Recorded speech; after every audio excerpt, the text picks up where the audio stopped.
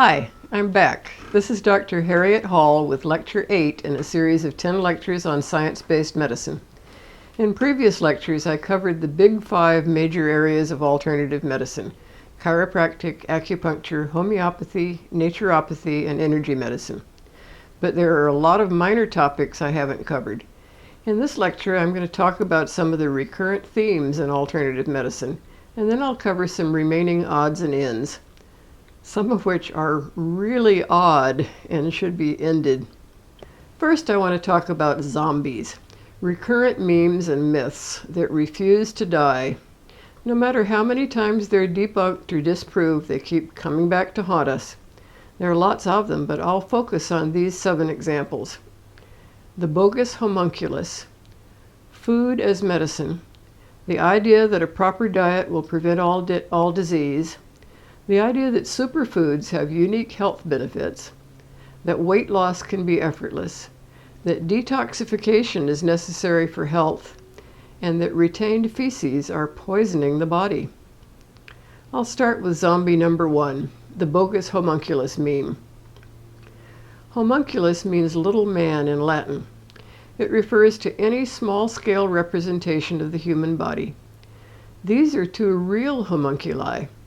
They show the areas of the brain that correspond to sensation and movement in various parts of the body.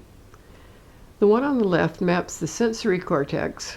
The one on the right maps the motor cortex. A disease or injury that has damaged these parts of the brain would cause a paralysis or a loss of sensation in the corresponding parts of the body. In Lecture 7, I talked about cargo cult science, where people imitate science without understanding the principles involved. Alternative medicine offers lots of examples of cargo cult science where the homunculus is imitated in other parts of the body without any understanding of the underlying anatomy. These real homunculi in the cerebral cortex represent the true wiring of the nervous system as mapped by anatomists and neurophysiologists. Alternative homunculi represent nothing but wild imagination. I talked about ear acupuncture in Lecture 4. A doctor in France imagined that the ear looked like a fetus curled up in its mother's womb. This led to several versions of a bogus homunculus like this one. There are no anatomical connections between the ear and the areas of the body depicted here. Reflexology offers a lot of different bogus maps of regions on the foot that have no anatomical connections to the areas shown. And iridology offers yet another bogus map of the body on the iris of the eyes. Here's another bogus map on the hand from hand acupuncture. That was hand acupuncture. This one is from hand reflexology. Just press on the right spot to relieve pain in the corresponding areas of the body. Notice that this is entirely different from the hand acupuncture diagram. Notice the spine running along the outside edge of the thumb, the eyes on the middle finger, the arms on the index finger, and the heart at the top of the little finger. Even individual teeth are said to correspond to organs. According to this diagram, when I fell and broke my top 2 front teeth, it should have affected my kidneys. It didn't. Remember butt reflexology from the acupuncture lecture? It showed a homunculus on the periphery of the buttocks. It's no sillier than any of the other diagrams I've just shown you. Zombie meme number 2 is food as medicine. This is a really old one dating back to ancient Egypt. The ancient Egyptians thought that all diseases were caused by what people ate and that dietary regimens could cure. Hippocrates said, "Let food be your medicine and medicine be your food." Of course, he didn't really have much in the way of medicine, so food was probably the best he could do. Today, some people like Dr. Joel Fuhrman are still echoing Hippocrates. He says, "We must unleash the disease-fighting artillery in our own kitchens. Should patients just be given drugs for diabetes, cholesterol, blood pressure, and more, or should they know they have the opportunity for a complete non-drug recovery? We don't need to find the cure. It's already been found, and it's sitting there on the shelves of our grocery stores." Not in my grocery store, dude. You gotta wonder where he shops. The cure for diabetes right there between the arugula and the artichoke? I don't think so. Mark Hyman agrees. He says food cures everything. He says scientists have discovered a powerful drug to cure all chronic illness. He says food is the most powerful drug we have, the fastest acting, with the most impressive results and no side effects. Really? If he had pneumonia, I wonder if he'd treat it with food instead of antibiotics. If he were in agony with a kidney stone, I wonder if he would refuse morphine and just eat something instead. The word nutraceuticals is a compound of the words nutrition and pharmaceutical. It's a marketing term that refers to foods sold as medicines. It includes dietary supplements and also foods that have been fortified with extra nutrients, like iodized salt. Quackwatch lists the American Nutraceutical Association as a questionable organization. As far as science is concerned, foods can't be considered medicines unless they can be shown to treat diseases. Food can treat diseases caused by nutritional deficiencies. Scurvy is a disease caused by a deficiency of vitamin C, and citrus fruits are a good source of vitamin C, so they can be used as medicines to treat scurvy. Good nutrition is important to health in general, but I don't know of any specific food that can serve as effective medicine to treat any non-deficiency disease. Lots of claims are made. For instance, they'll tell you that cinnamon lowers blood sugar and can be used to treat diabetes. But studies have given conflicting results, and even those that showed lower blood sugar didn't find any improvement in hemoglobin A1C levels, which are the best measure of long-term diabetes control. The American Diabetes Association concluded that cinnamon doesn't work. Zombie meme number 3, the idea that a proper diet will prevent all disease. You may have heard statements like these: if you eat right, you can't ever get sick, or a proper diet will prevent 100% of cancers and will cure cancers already present. That's simply not true. Some people think a proper diet is better than vaccines. Some anti-vaxxers claim that vaccines didn't make a difference.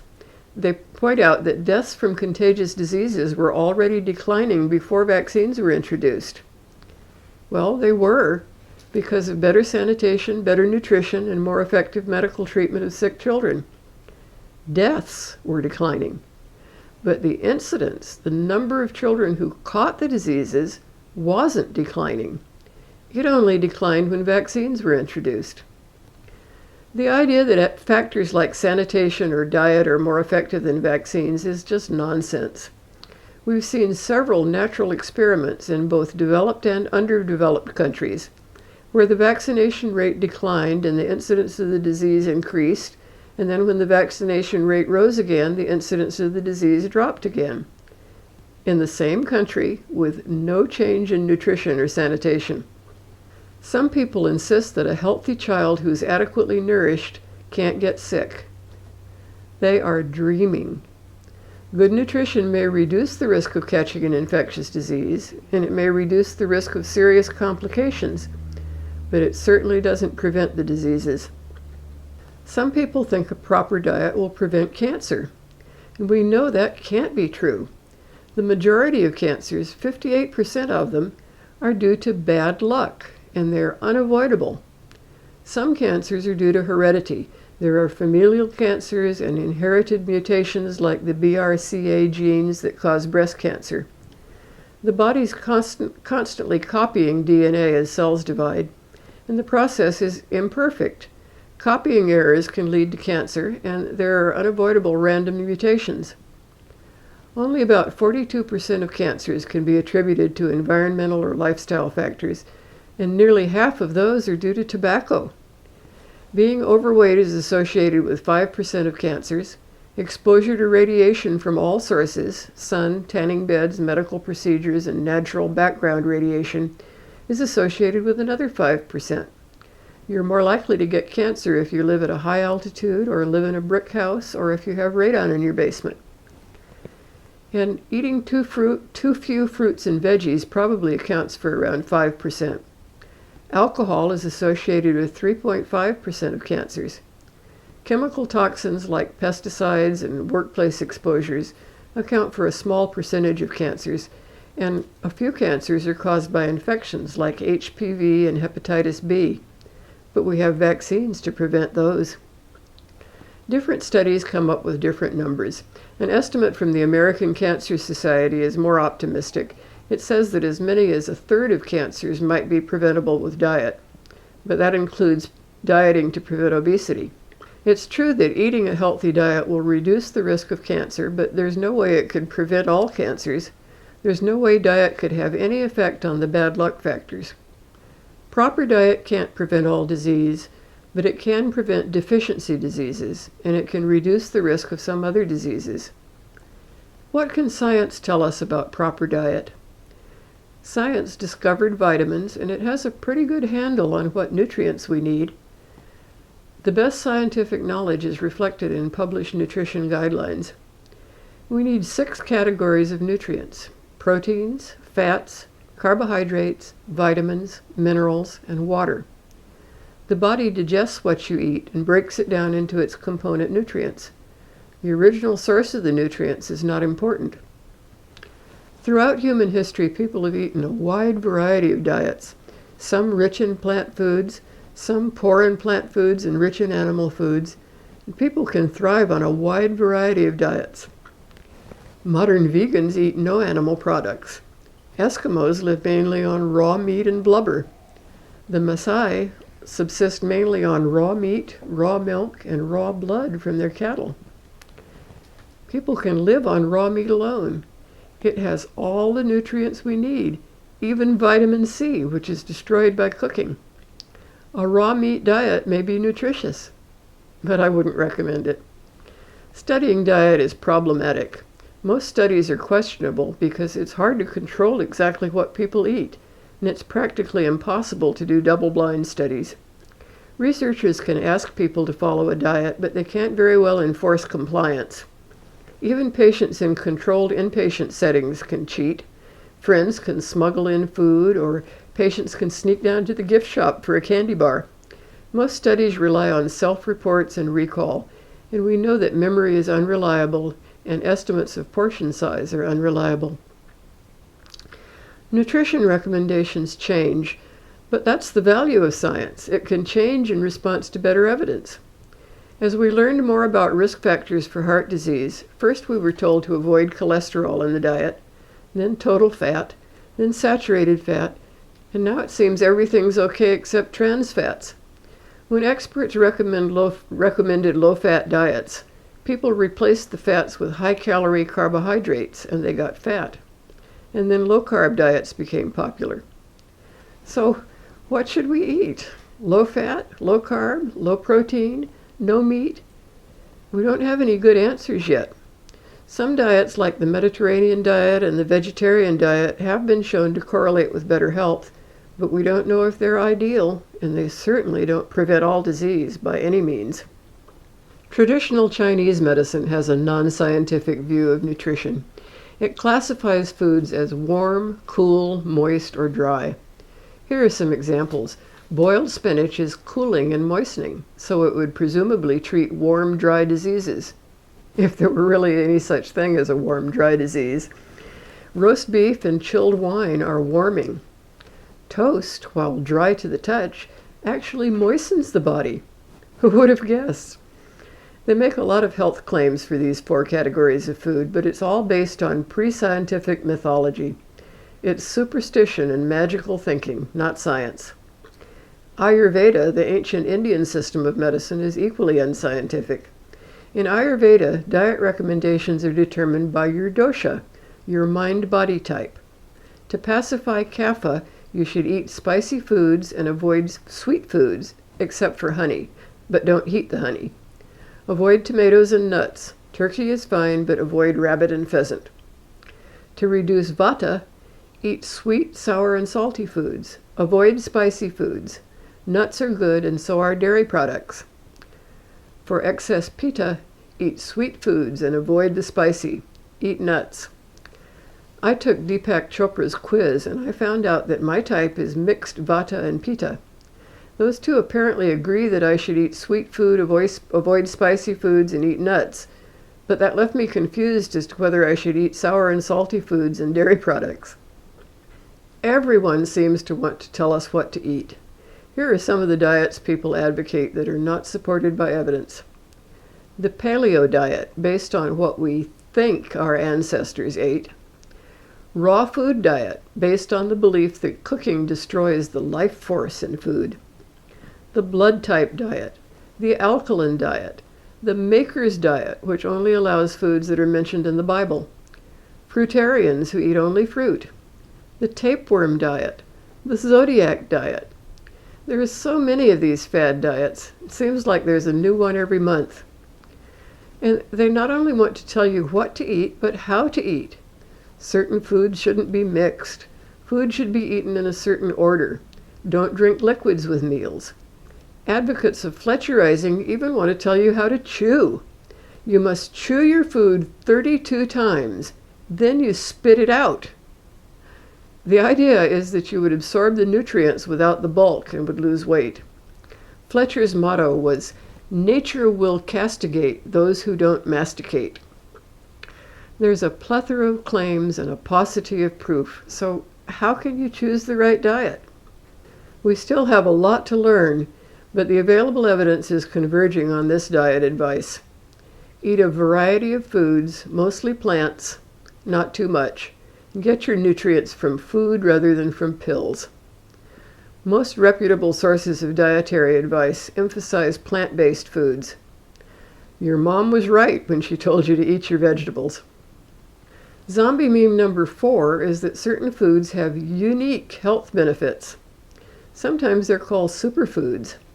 Good nutrition is important to health, but there are no special foods with unique health benefits. Gaylord Hauser discovered that these 5 wonder foods would add years to your life. Skim milk, brewer's yeast, wheat germ, yogurt, and blackstrap molasses. He also claimed that he had cured himself of tuberculosis of the hip by eating 36 lemons a day for 1 to 2 weeks. I find that hard to believe. It makes me wonder why he didn't add lemons to his list of wonder foods. He wasn't a doctor or a scientist. He was a huckster who had had several run-ins with the FDA for making false claims to sell products like anti-diabetes tea. Cider vinegar is promoted as a cure-all that keeps the body in balance, thins the blood, aids digestion, and gives you a longer, healthier, youthful life. The evidence for those claims? 0. Wheatgrass juice allegedly has all these wonderful effects. It cleanses the body, neutralizes toxins, slows the aging process, and prevents cancer. The plant enzymes in wheatgrass are supposed to supplement body enzymes, but that doesn't seem likely since we know that enzymes are destroyed by digestion. There is no evidence that any of those claims are true. The stuff looks putrid, and they tell me it tastes even worse. One of the latest fads is anti-inflammatory foods. Inflammation is such a bugaboo that it even made the cover of Time. These foods are supposed to be anti-inflammatory.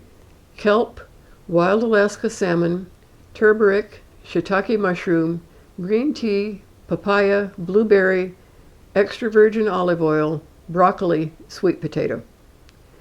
They supposedly counteract heart disease, Alzheimer's, Parkinson's, age-related disorders, many cancers, and autoimmune diseases like rheumatoid arthritis. Evidence for these claims is lacking. There's a whole science of nutrigenomics. Now, it's true that nutrients affect gene expression, and genetic differences affect how we process nutrients. Someday we may be able to provide individualized diet advice based on the genome. But the companies that currently offer nutrigenomic testing and advice are pretty much a scam designed to sell you their brand of diet supplements. Acai is billed as the #1 superfood in the world. Look at all these claims: weight loss, increased energy, better digestion, improved sleep, enhanced mental health, stronger immune system, healthier skin, youthful appearance, detoxification benefits, improved circulation, healthier heart. Wow. The evidence? Zero. In fact, a study showed that the antioxidant content of acai berries was less than that of mangoes, strawberries, and grapes. Acai is one of the superfruits that are said to offer value beyond basic nutrition.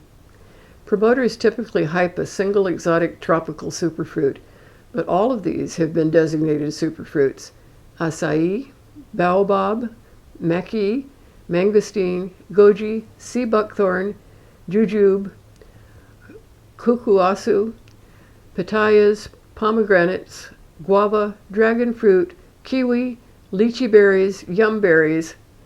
How could you decide which one to choose? Superfruits is a marketing term, and it's used mainly to promote exotic tropical fruits that have to be imported and can be sold at exorbitant prices. They are high in nutrients, but they don't offer any special benefits that you can't get from other fruits. A lot of more common fruits have also been designated as superfruits, including chokecherries, lingonberries, blueberries, blackberries, raspberries, figs, apples, bananas, cantaloupe, cherries, citrus fruits, plums, strawberries, tomatoes, avocado, pumpkin and pumpkin seeds, watermelon, and pineapple. Now, maybe an expensive fruit has more antioxidants per gram, but you can get the same amount of antioxidants if you eat enough of the cheaper fruits. Lists of superfoods contradict each other. Here are 3 different lists that I found on the internet. The one on the right is Dr. Oz's. There's very little overlap. 23 items appear on only one of these 3 lists, and the only item that's common to all 3 lists is beans. All these foods are a good source of various nutrients, but there's nothing special about them. Oranges are usually considered a great source of vitamin C, but many other fruits have more than oranges.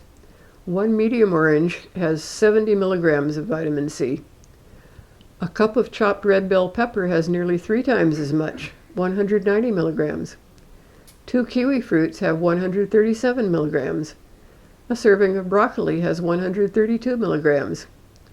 Other foods that have more vitamin C than an orange include green bell peppers, mango, pineapple, Brussels sprouts, cauliflower, strawberries, papayas, kale, and chili peppers.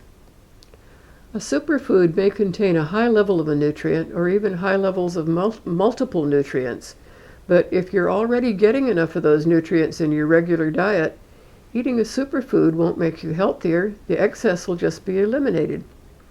You may have noticed that most of the claims of health benefits of foods are rather vague.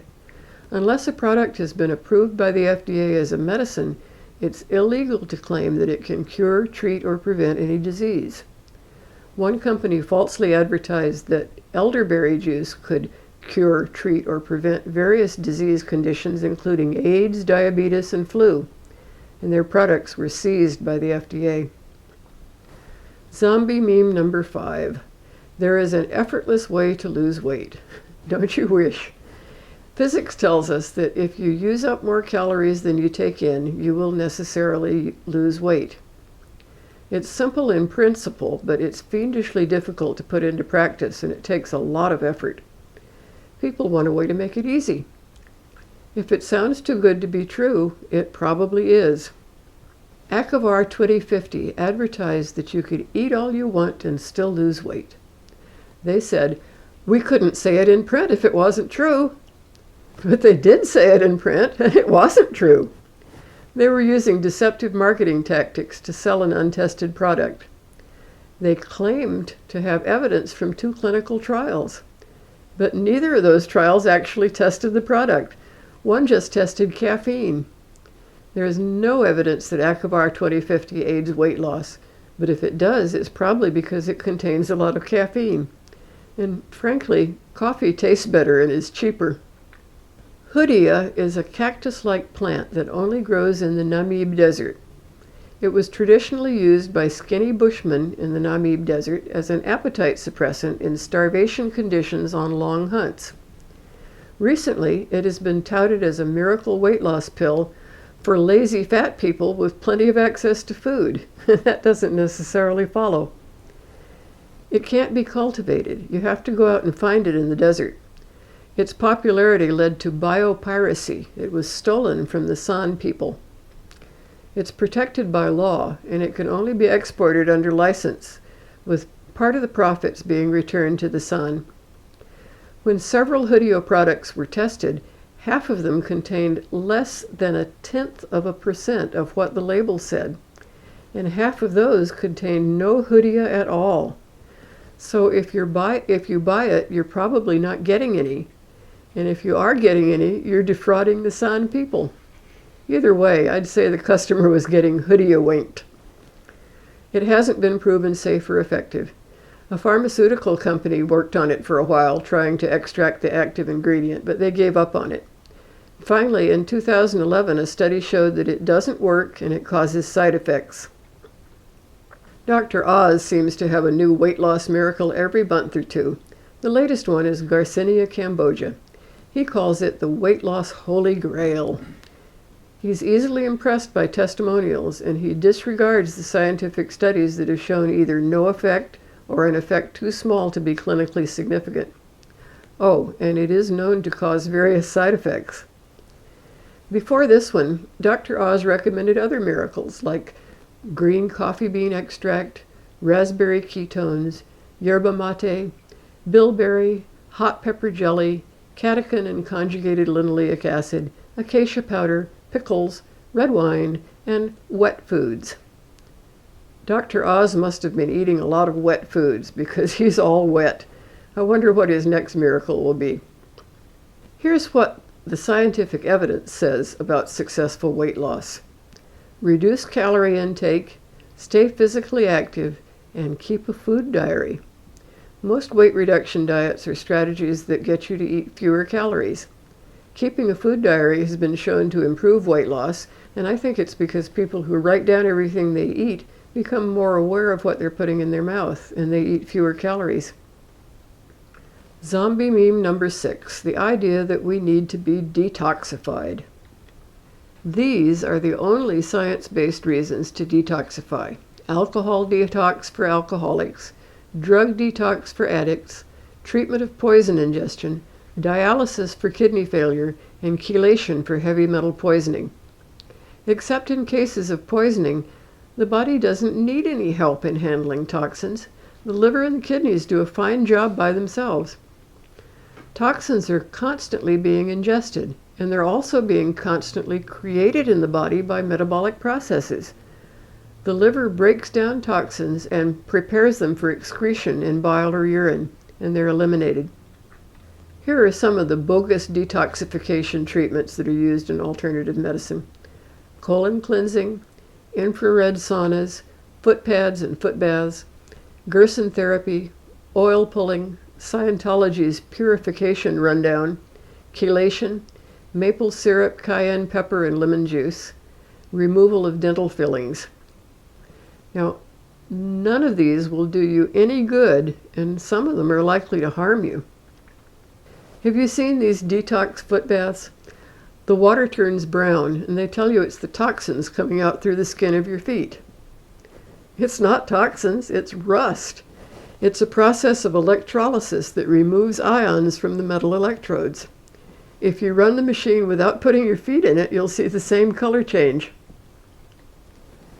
Have you seen ads for those detox foot pads? Kanoki is the best known brand. You leave these pads on your feet overnight, and in the morning they've turned brown. And supposedly the color change means that toxins have been removed from your feet. But guess what? They also turn brown if they're exposed to moisture without any skin contact. Zombie meme number 7, retained feces are poisoning you. The mantra is, death begins in the colon. Almost every disease has been attributed to poisons absorbed from the intestine. They say that decay, fermentation, and putrefaction in the colon are released into the blood, poisoning the entire body. This process is sometimes called auto-intoxication. There's a long history of people being overly concerned about bowel function and constipation. Those worries date back as far as ancient Egypt. A passage in the Ebers Papyrus suggests that undigested food produces poisonous substances that overflow into the body and initiate putrefaction in vital organs. The auto-intoxication myth was discredited by science early in the 20th century, but it persists as a popular belief. Heather Mills tells us, "Did you know that when you eat meat, it stays in your gut for 40 years, putrefies, and leads to a disease that kills you?" Others tell us, over a period of years of faulty diet, the walls of the large intestine become coated with a thick layer of mucus and impacted food. The average North American is carrying around 9 to 12 pounds of impacted fecal material. Some people claim there are accretions of 5-year-old hamburgers stuck to the colon wall.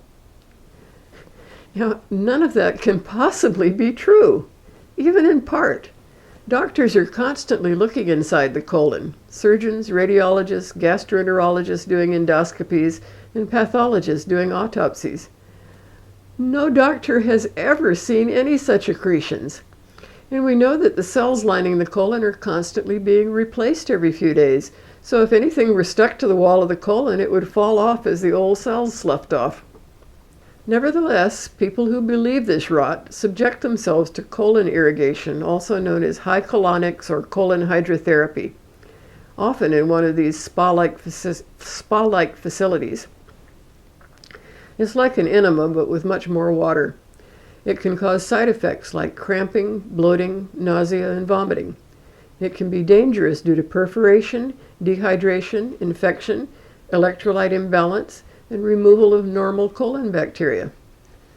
There have been reports of kidney failure, pelvic abscesses, perineal gangrene, septicemia, acute water intoxication, and deaths from amoeba infection transmitted by improperly cleaned equipment.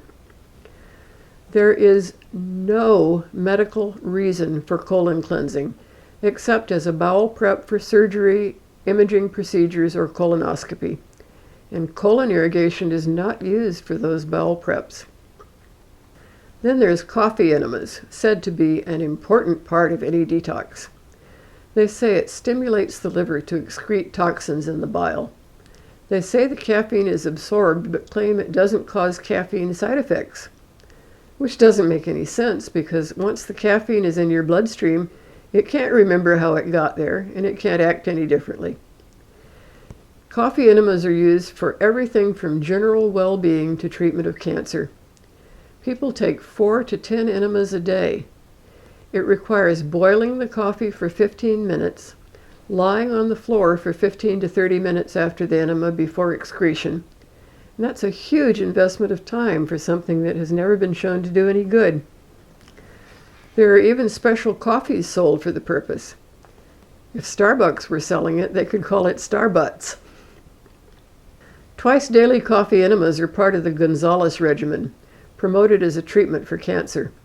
Patients also take freeze-dried pancreatic enzymes, nutritional supplements, 130 to 160 doses a day, a special diet of organic foods, preparing fresh juices many times a day, skin brushing daily, and liver flushes.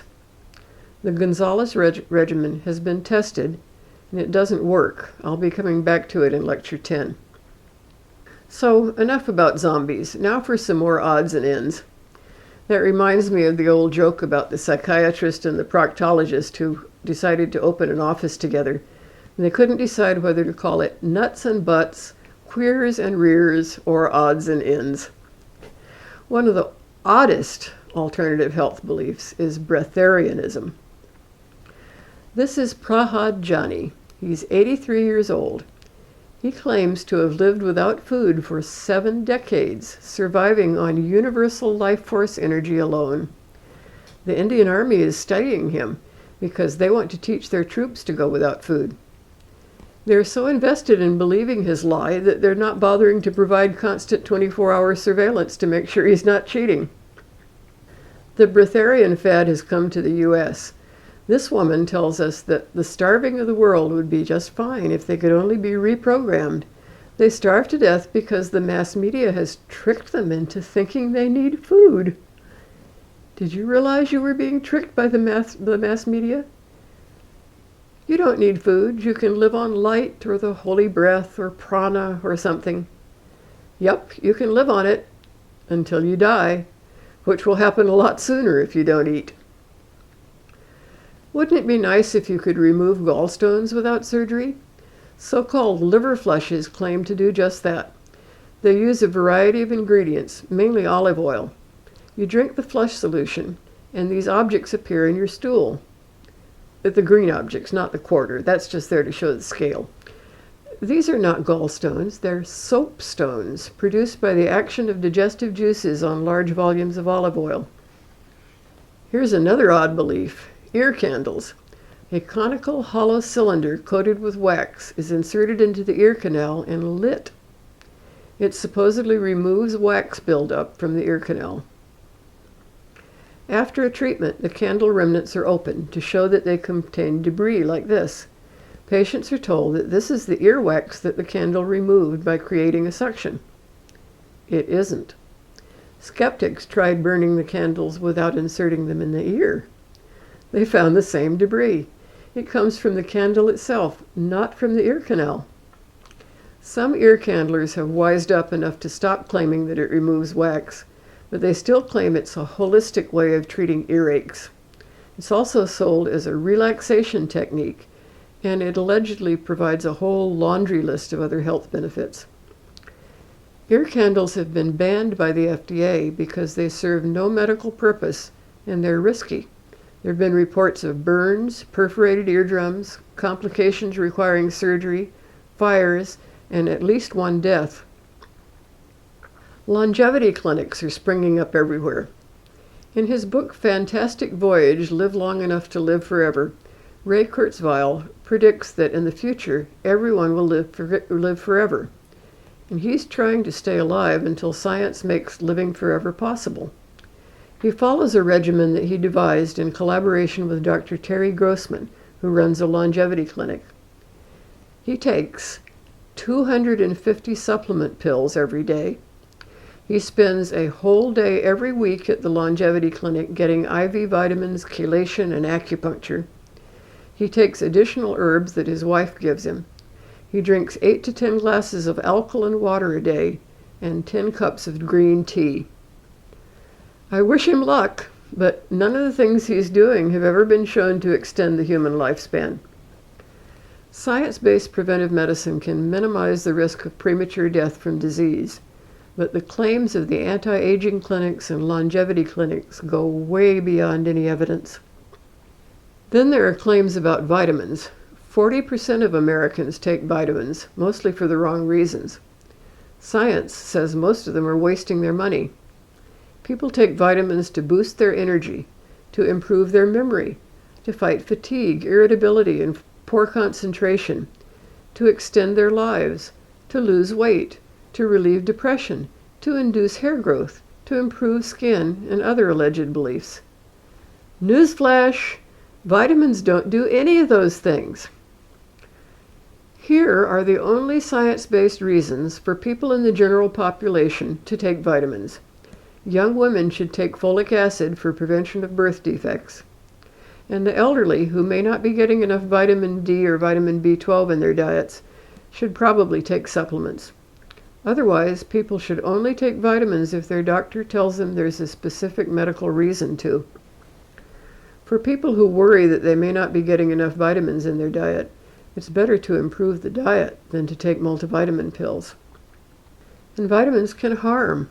Studies have shown that smokers who take beta-carotene, vitamin A, are more likely to die of lung cancer and heart disease. When people took vitamins A, C, E, beta-carotene, and selenium to prevent intestinal cancers, it increased their death rate. Supplemental vitamin E increased mortality, heart failure, and prostate cancer. And one study showed that taking a daily multivitamin increased the risk of death. And there's the antioxidant paradox. Antioxidants can have both good and bad effects. When people take large doses of antioxidants in the form of supplemental vitamins, the balance between free radical production and destruction might tip too much in one direction, causing an unnatural state where the immune system is less able to kill harmful invaders. There are all sorts of bogus oxygen therapies based on the myth that disease is caused by a lack of oxygen. Hyperbaric chambers are recommended for everything from autism to insomnia. Ozone and intravenous hydrogen peroxide are used for AIDS and cancer. Diet supplement companies sell oxygen supplements like vitamin O that don't even contain any oxygen. Bogus magnet therapies abound. Magnets are used mainly for pain, but also for other conditions, everything from HIV to diarrhea. They've been put into everything from insoles to mattress pads. They supposedly work to increase circulation by attracting the iron and hemoglobin in red blood cells. That's not true. Hemoglobin is not ferromagnetic, and oxygenated hemoglobin and plasma are actually slightly repelled by a magnet. If blood were attracted to magnets, patients would explode or bleed to death during MRI exams. The claims for magnets are pseudoscientific or simply ignorant. A magnetic mattress pad salesman once told me that negative magnetism is greater at night because the moon is out. Magnets have been tested. They don't improve the circulation, and they don't even produce any significant magnetic field at or below the skin. Here are just a few of the many things I won't have time to cover. Aromatherapy. Bach flower remedies, which are like a cross between aromatherapy and homeopathy. Psychic surgery. Neurolinguistic programming. Fake cancer cures. Shiatsu. EMDR, eye movement desensitization and reprocessing, facilitated communication, water quackery, urine therapy, and there are many, many more. It's what the French call un embarras de richesse, an embarrassing overabundance of riches. If time permitted, it would be fun to review all of these. It would be a bit like a visit to the zoo to see all the strange animals. There is no end to what the human imagination can invent, and no end to what gullible people will believe. If you want more, you can find it on Quackwatch, Science-Based Medicine, and the Skeptic's Dictionary. Those are all listed in the course guide. Now that's all the time I'm going to devote to CAM. In the next lecture, I'll talk about pitfalls in clinical research.